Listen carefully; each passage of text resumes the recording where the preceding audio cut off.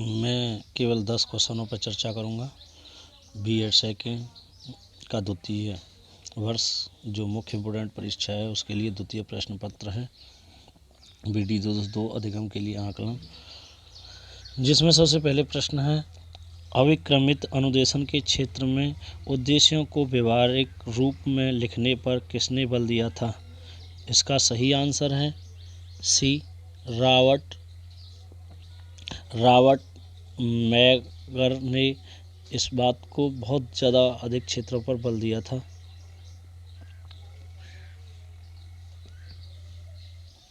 अब प्रश्न नंबर है 300वां, NCERT ने उद्देश्यों को व्यवहारिक रूप में लिखने के लिए नवीन विधि का विकास किया, उसे नाम दिया गया RCEM प्रणाली।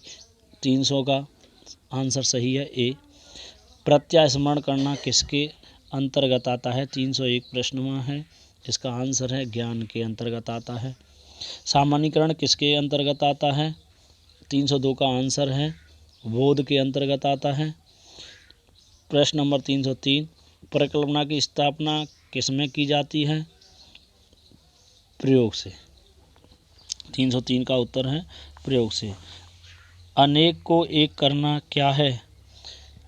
यह 304 का आंसर है संश्लेषण। 305, एक को अनेक करना क्या कहलाता है? जिसका सही आंसर है विश्लेषण। क्या कहलाता है? विश्लेषण। 306 प्रश्न है, किस विधि में ज्ञात से अज्ञात की तरफ जाते हैं? संश्लेषण में ज्ञात से अज्ञात की ओर जाते हैं। कहाँ से जाते हैं? ज्ञात से अज्ञात की तरफ संश्लेषण में। किस विधि में एक तथ्य की सत्यता की जांच होती है? प्रश्न नंबर 307 आंसर है संश्लेषण विधि में। प्रश्न नंबर 308, मनोक्रियात्मक उद्देश्य की टैक्सोनॉमी को किसने एक उपकल्पना के रूप में प्रस्तुत किया है? इसका आंसर है डी, सिम्पन ने। किसने किया है? सिम्पन ने। प्रश्न नंबर 309, बालक उत्तेजना मिलने पर एक गंतव्यात्मक क्रिया करता है, यह क्रिया क्या कहलाती है? हमेशा इस प्रश्न पर इम्पोर्टेंट प्रश्न है, अधिक बार भी आया भी है। तो 309 का, बालक उत्तेजना मिलने पर एक गंतव्यात्मक क्रिया करता है, यह क्रिया किसके अंतर्गत आती है? प्रचरण के। इसका सही आंसर है कि यह क्रिया प्रचरण के आती है, प्रचरण के अंतर्गत आती है।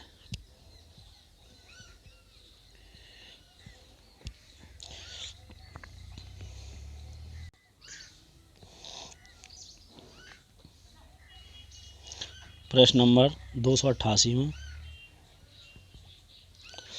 भेद एवं अंतर करना किसके अंतर्गत आता है? इसका है आ का ज्ञान, वा का बोध, स का है विश्लेषण और दा का है संश्लेषण। जिसका सही आंसर है विश्लेषण। 288 का आंसर है विश्लेषण। संगठित एवं संक्षिप्त करना किसमें आता है? आंसर है 289 का संश्लेषण में। 290 में प्रश्न है, आलोचना करना किसमें आता है? मूल्यांकन में। इसका आंसर है मूल्यांकन। 291 में, NCERT ने शैक्षिक उद्देश्यों को कितने वर्गों में बांटा है? 4 वर्गों में बांटा है। इसका आंसर है 291 का 4। NCERT द्वारा वर्गीकृत शैक्षिक उद्देश्य हैं 292, जिसका आंसर है उपयुक्त सभी, प्रयोग, ज्ञान, बोध, सृजनात्मक। प्रश्न नंबर 293, NCERT द्वारा वर्गीकृत शैक्षिक उद्देश्यों में कितनी मानसिक क्रियाओं का वर्णन है? इसका सही आंसर है 293 का सी, 17। प्रश्न नंबर है 294, NCERT ने ब्लूम के उद्देश्यों विश्लेषण, संश्लेषण एवं मूल्यांकन को किस वर्ग में रखा है? इसका सही आंसर है 294 का डी, सृजनात्मक।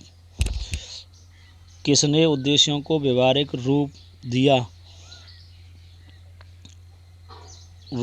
है?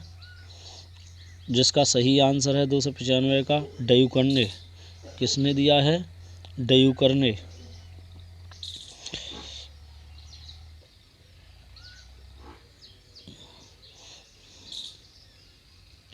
अब प्रश्न 296, मिलर ने किसके लिए क्रियात्मक उद्देश्यों को व्यवहारिक रूप दिया है?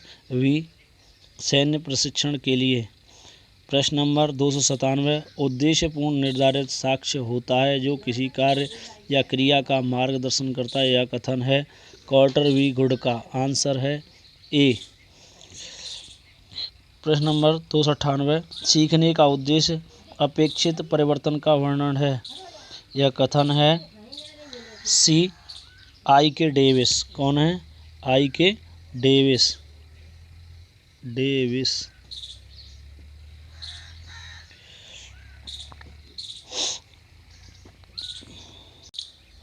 प्रश्न नंबर 276 में जिसका प्रश्न है ज्ञानात्मक पक्ष है, जिसका सही आंसर है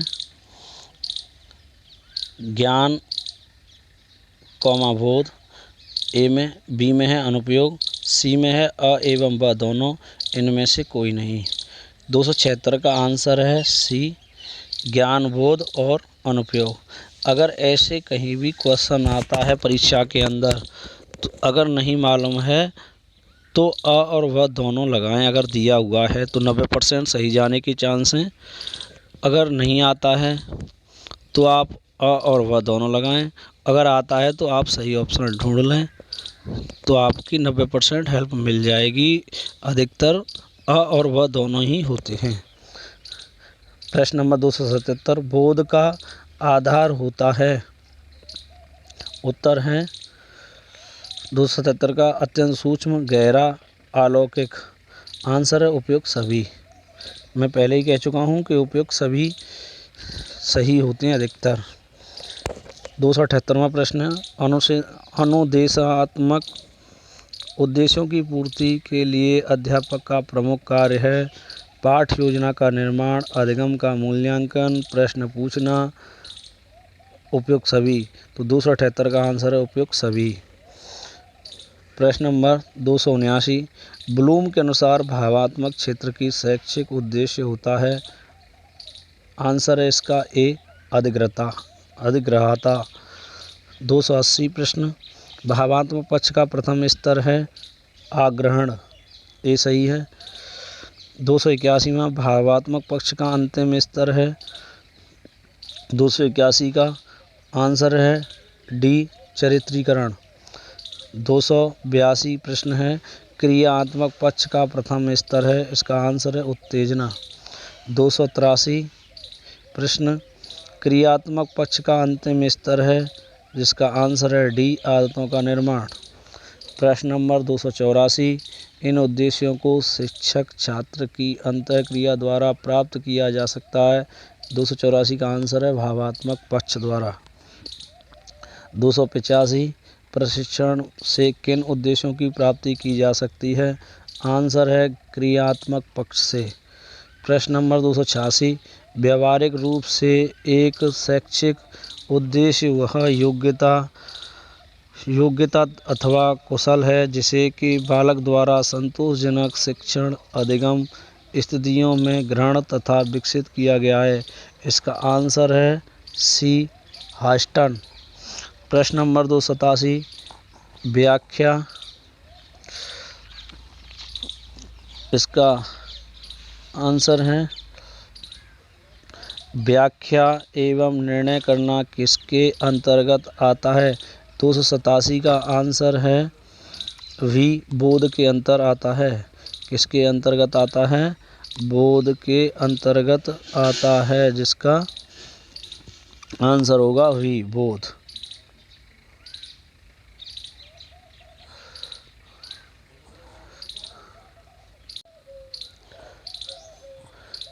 प्रश्न नंबर 264, ब्लूम के ज्ञानात्मक उद्देश्य बताए हैं, जिसका 264 का आंसर है सी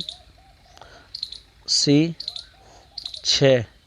हमेशा इसके जो ज्ञानात्मक उद्देश्य, भावात्मक उद्देश्य और क्रियात्मक उद्देश्य जो बताए हैं वो इस प्रकार हैं। 264 में ब्लूम के ज्ञानात्मक उद्देश्य सी 6, ब्लूम के भावात्मक उद्देश्य 6, ब्लूम के क्रियात्मक उद्देश्य 6। प्रश्न नंबर 264 से में ब्लूम के ज्ञानात्मक उद्देश्य 6। प्रश्न नंबर 265 ब्लूम के ज्ञानात्मक उद्देश्य 6 और भावात्मक उद्देश्य 265वां प्रश्न का उत्तर है 6। 266 प्रश्न है ब्लूम के क्रियात्मक उद्देश्य बताए गए हैं, आंसर है डी 6। 267 में है ज्ञानात्मक उद्देश्यों को 6 पदों में विभक्त किया गया है, इसका 267 का आंसर है ब्लूम। वेरी वेरी इंपॉर्टेंट, परीक्षाओं में आते हैं हर बार। 268 प्रश्न है भावात्मक लक्ष्यों को 6 भागों में बांटा गया है, जिसका करथवाल तथा मसीहा ने बांटा है। इसको करथवाल और मसीहा ने 6 पदों में बांटने का काम किया है। प्रश्न नंबर 269 मनोशारीरिक लक्ष्यों को 6 पदों में विभक्त किया है, जिसका आंसर है डी सिम्पन द्वारा। प्रश्न नंबर 270 रॉबर्ट मेगर ने किस वर्ग के लक्ष्यों को लिखने और कार्यसूचक क्रिया को किया था? लक्ष्यों को लिखने और कार्यसूचक किया था, उसका आंसर है सी ज्ञानात्मक एवं भावात्मक। 271 taxonomy of education objectives, object में वी ओ और वी मिल रहा है, वी का मतलब है वी एस ब्लूम, इसका सही राइट आंसर होगा 271 का ए। प्रश्न नंबर 272 मेगर उपागम किस उद्देश्य से संबंधित हैं? आंसर है ज्ञानात्मक, सी है ज्ञानात्मक और भावात्मक दोनों से। 273 है कौन सा स्तर ज्ञानात्मक पक्ष से है? अवबोध, ज्ञानात्मक पक्ष से है अवबोध। प्रश्न नंबर 274 ज्ञानात्मक पक्ष का प्रथम स्तर क्या है? जिसका सही आंसर है ए ज्ञान। प्रश्न नंबर 275 ज्ञानात्मक पक्ष का अंतिम स्तर क्या है? जिसका सही आंसर है डी मूल्यांकन। क्या है? मूल्यांकन हमेशा।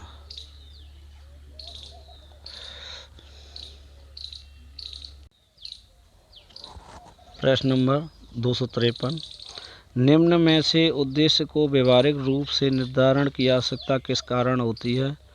उद्देश्य प्राप्ति के लिए, ए बीमा है परीक्षण प्रश्नों के चयन के लिए, सी है शिक्षण के व्यूह रचना के लिए, डी है उपयुक्त सभी।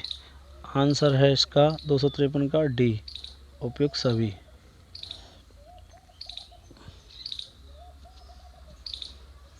उपयुक्त सभी। प्रश्न नंबर 254 शिक्षा के उद्देश्यों का वर्गीकरण किसने किया है? आंसर है 254 का सी बी एस ब्लूम ने।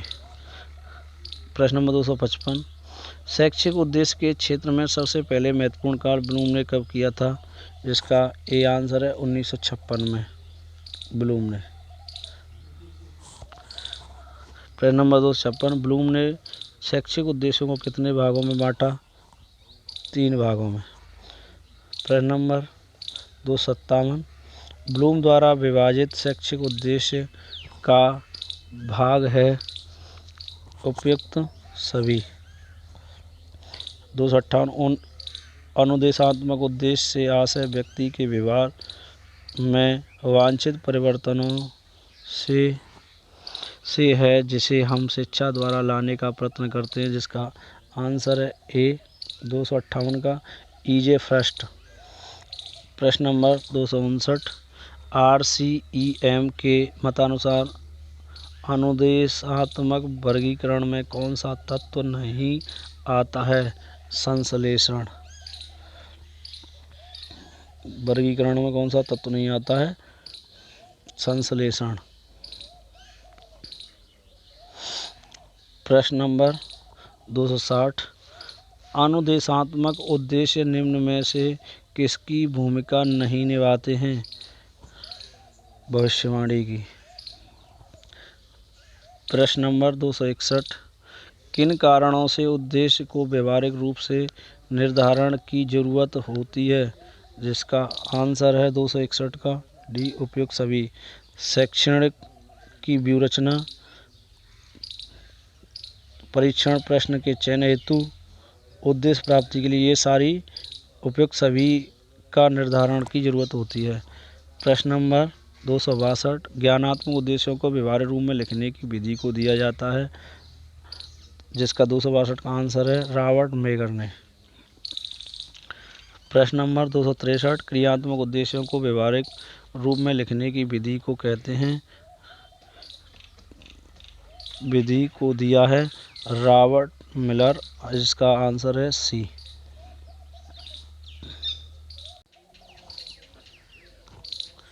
प्रश्न नंबर 242, निष्पत्ति परीक्षण से जानकारी मिलती है। जिसका सही आंसर है शैक्षिक जो उपलब्ध